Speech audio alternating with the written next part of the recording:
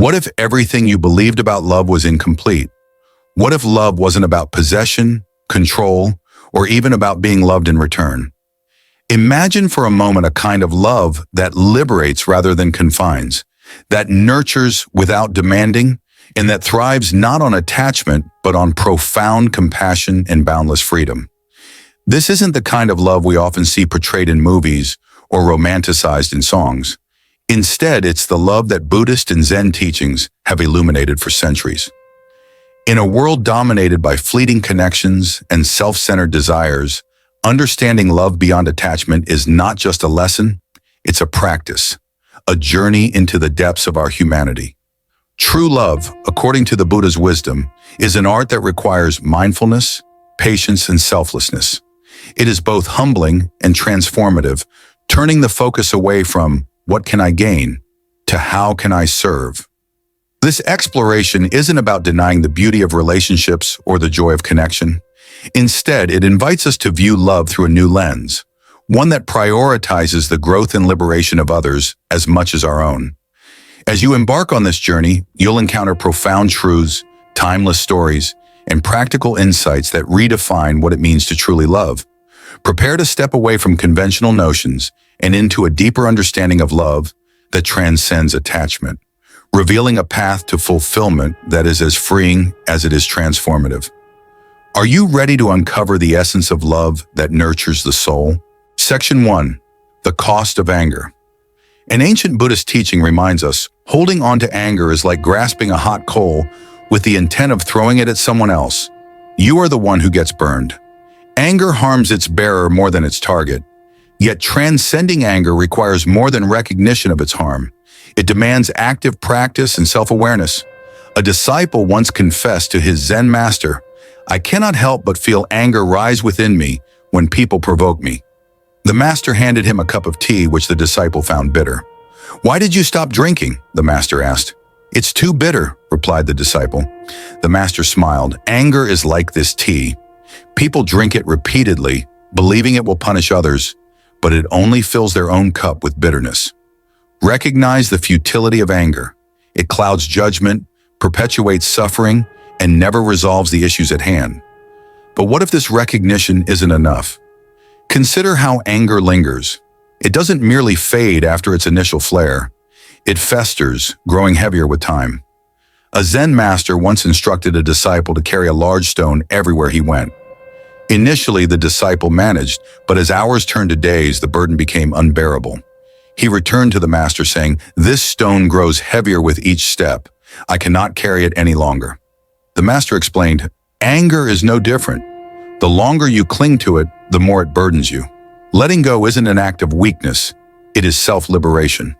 The lesson of the stone teaches us that carrying anger harms only ourselves. Imagine a traveler climbing a steep mountain, insisting on dragging a bag of stones. The higher he climbs, the more he struggles. Those stones are the resentments and grievances we choose to hold.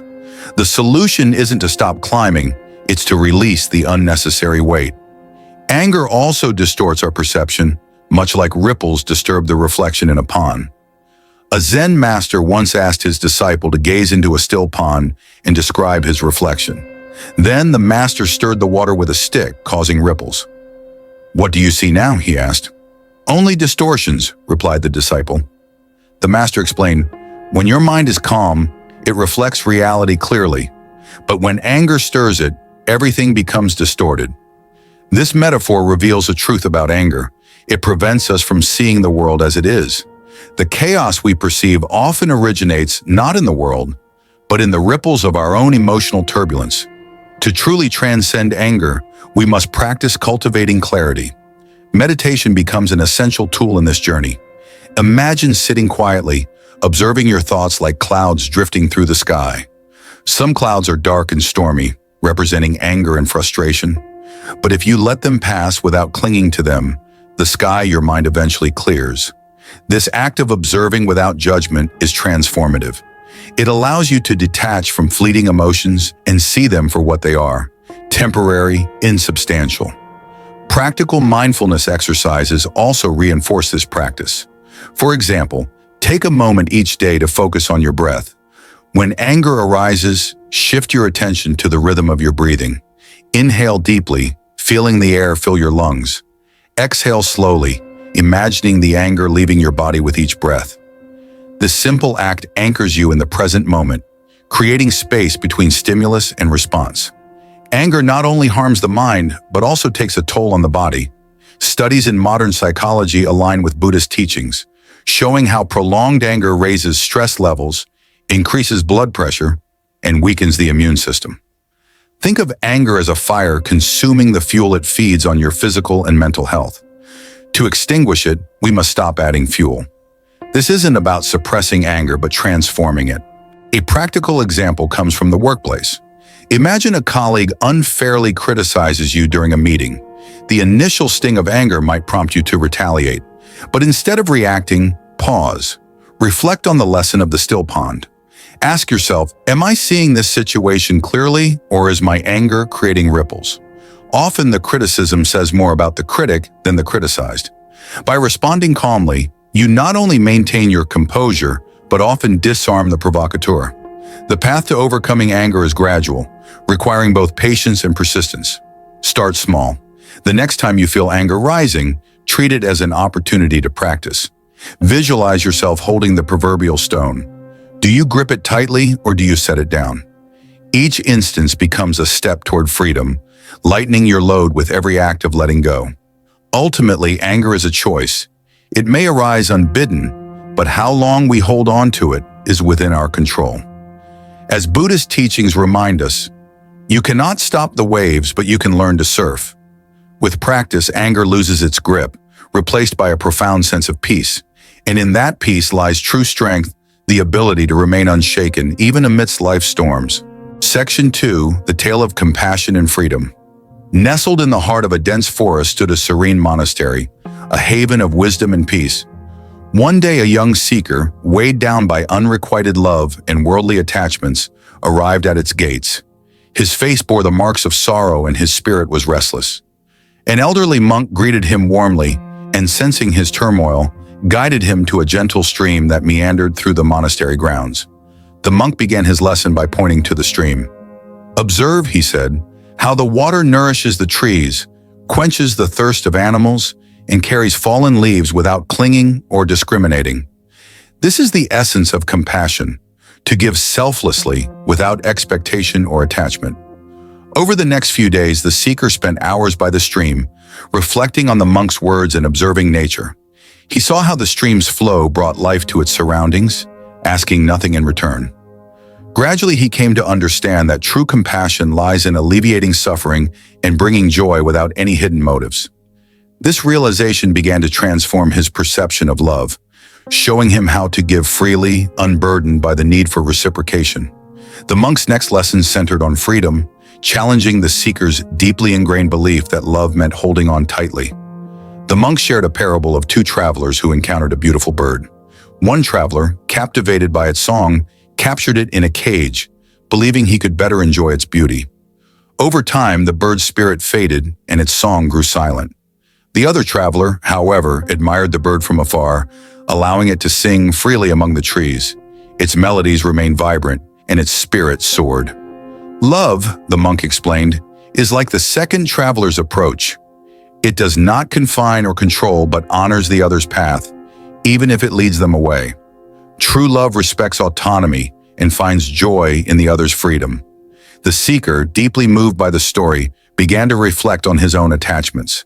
He realized that his idea of love had been entangled with fear of loss, rejection, and loneliness. By clinging to those he loved, he had inadvertently stifled their spirit. Inspired by the monk's wisdom, he resolved to practice love that was rooted in compassion and freedom. Through days of reflection and guidance, the seeker transformed his understanding of love. No longer did he seek to possess or control. Instead, he embraced a love that uplifted others and allowed them to thrive. In doing so, he discovered a profound sense of peace within himself, unshackled from the chains of attachment. Section 3. Reflections on Compassion and Freedom. True compassion begins with the courage to see others as they truly are. It requires us to move beyond the lens of our own projections and expectations, embracing their authentic selves.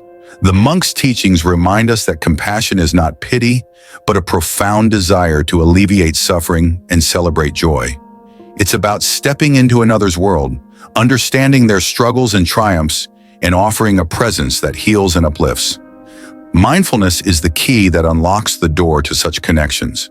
By practicing mindfulness, we quiet the noise of our ego and allow ourselves to engage deeply with others. This attentiveness fosters an authentic connection, where love becomes an act of giving rather than taking. Freedom in love, on the other hand, is a testament to our trust and strength.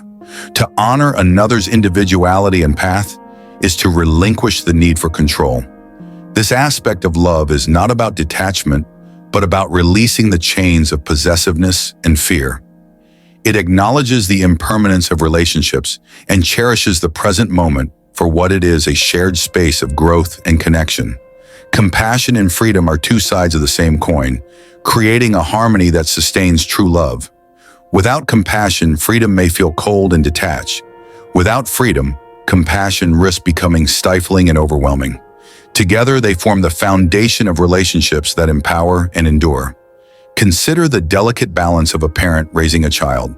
Compassion guides the parent to nurture, protect, and provide, while freedom allows the child to explore, make mistakes, and grow into their own person. This dynamic showcases how love can empower rather than constrain, creating a relationship built on trust and mutual respect. In romantic connections, these principles shine just as brightly. Compassion nurtures empathy, helping partners understand and support each other's needs. Freedom ensures that both individuals maintain their autonomy, fostering an environment where personal growth and mutual respect flourish. Together, these elements create a bond that is both meaningful and enduring. The interplay of compassion and freedom teaches us that love is not about possession, but about partnership. It invites us to be both a source of strength and a space of safety for those we love. By embracing these principles, we not only transform our relationships, but also discover a deeper, more fulfilling way of loving. Section 4. Love as a dynamic practice. True love is not a static emotion. It is a living practice, shaped by continuous effort and self-reflection. As illustrated by the seeker's journey, love requires inner growth before it can radiate outward. Compassion and freedom, the twin pillars of love, must first be cultivated within ourselves. Zen and Buddhist teachings emphasize the importance of loving kindness, metta, directed inward. By showing compassion to ourselves, we create the foundation to extend that same compassion to others. This begins with accepting our imperfections, embracing our struggles, and granting ourselves the freedom to grow and evolve. Fear often stands as a barrier to authentic love. Whether it is the fear of loss, rejection, or loneliness, such emotions can drive us to cling to relationships, mistaking control for connection. By confronting these fears and embracing the impermanence of life, we learn to value love as it exists in the present moment. This shift in perspective allows us to cherish each fleeting moment without being paralyzed by its potential end. Love as a practice invites us to actively nurture our relationships through mindfulness. It challenges us to listen deeply, act selflessly, and create spaces where those we care for feel free to be their truest selves. Through this ongoing practice, love transforms from a fleeting emotion into a powerful force for growth and connection. In practical terms, mindfulness can take the form of fully listening when a loved one speaks, without judgment or interruption. It could be the effort to support their dreams, even when they diverge from our own desires. By consciously choosing to prioritize the happiness and growth of others, we break free from patterns of self-centeredness, opening the door to deeper connections. Consider the seeker's realization. Before he could offer compassion and freedom to others, he needed to understand and embody these qualities himself. His journey teaches us that by cultivating inner peace and self-awareness, we can approach our relationships with authenticity and grace. Ultimately, love as a practice reminds us that relationships are not defined by perfection, but by the willingness to grow together. This dynamic approach to love ensures that it remains vibrant, adaptable, and deeply fulfilling. By embracing love as a journey rather than a destination, we allow it to continuously transform and enrich our lives. Section 5. The freedom of forgiveness. Forgiveness creates space for joy and clarity. A master poured tea until the cup overflowed, saying, "When your mind is full of anger, there's no room for peace. Empty your mind and you will find tranquility." This simple but profound teaching underscores the transformative power of forgiveness. When you let go of resentment, you liberate yourself from the shackles of past hurts and open the door to peace and clarity. Imagine holding on to a heavy bag while climbing a mountain. The higher you go, the heavier the bag feels. Resentment is that bag. By releasing it, you lighten your load, allowing yourself to ascend unencumbered. Forgiveness is not about condoning wrongdoing, but about freeing your mind and spirit from the burden of anger. The act of forgiveness is deeply personal. It begins with acknowledging the pain caused by another's actions. Denying or suppressing this pain only amplifies its effects. Instead, sit with it, understand it, and then make a conscious choice to let it go. Forgiveness is a gift you give yourself, not necessarily the other person. Consider the story of a Zen monk who carried a grudge against a fellow disciple. Despite his outward calm, the grudge weighed heavily on him, affecting his meditation and interactions. One day his master asked, "Why do you carry this resentment as if it were a precious treasure? Release it and you will find peace." The monk, reflecting on these words, realized that his resentment served no purpose.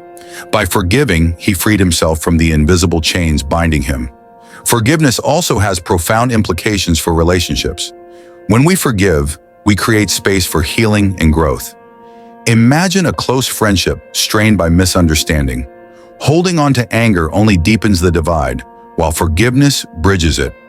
By extending compassion, you pave the way for reconciliation and a deeper connection. In the workplace, forgiveness fosters a positive and collaborative environment. Mistakes and misunderstandings are inevitable, but harboring resentment undermines teamwork. Instead, address conflicts openly, forgive sincerely, and move forward. This approach not only strengthens professional relationships, but also enhances productivity and morale. Forgiveness is a journey, not a destination. It requires patience and practice, especially when the hurt runs deep. Start small, reflect on minor grievances, and consciously let them go. Over time, this practice builds the resilience needed to forgive greater transgressions. One of the greatest challenges of forgiveness is forgiving oneself. We often hold ourselves to impossible standards, berating ourselves for past mistakes. This self-judgment hinders growth and fosters negativity. To forgive yourself, practice self-compassion. Remind yourself that imperfection is part of the human experience. Embrace your flaws, learn from your mistakes, and move forward with kindness toward yourself. Meditation can be a powerful tool in cultivating forgiveness. During your practice, visualize the person who wronged you. Imagine extending them compassion and releasing your anger toward them. This exercise, though challenging, can be profoundly healing. Over time, you may find that your anger dissipates, replaced by a sense of peace. A metaphor often used in Zen teachings is that of a flowing river. The river encounters rocks and debris in its path, but continues flowing, undeterred. Forgiveness allows you to flow past life's obstacles, maintaining your course toward peace and fulfillment. Letting go of anger and resentment doesn't mean you forget the lessons learned. Instead, it means you release the emotional charge attached to those experiences. This detachment fosters wisdom and clarity, enabling you to navigate future challenges with greater ease. In forgiving, you also inspire others. Acts of forgiveness demonstrate strength and compassion, encouraging those around you to do the same. Your journey becomes a beacon of hope and transformation, illuminating the path for others. The journey to never getting angry or bothered by people is transformative. It's a path of self-discovery, patience, and inner strength. As the disciple learned, anger can be a teacher, not an enemy. By letting go of resistance, embracing compassion, and practicing stillness, you too can achieve unshakable peace. May you walk this path with courage and grace, finding calm amidst life's storms. As we close this exploration of anger's cost, remember that anger is not an invincible foe, but a fleeting shadow cast by our unexamined fears and frustrations. It is a force that feeds on our resistance, but it cannot thrive in the light of self-awareness and understanding. Every time you let go of resentment, Every time you choose peace over conflict, you take a step closer to mastering your emotions and reclaiming your inner calm. Imagine a life where anger no longer holds you captive, where its weight is replaced by the lightness of forgiveness, clarity, and strength. This path is not about suppressing emotions, but transforming them, turning the fire of anger into the warmth of compassion, the ripples of disturbance into the stillness of understanding. May this journey remind you of your power to choose serenity over turmoil, to rise above life's provocations with the unshakable strength of inner peace. As you step forward, carry with you this wisdom. True mastery lies not in changing the world, but in changing your response to it. The storm may rage, but your soul can remain as still and clear as a tranquil pond.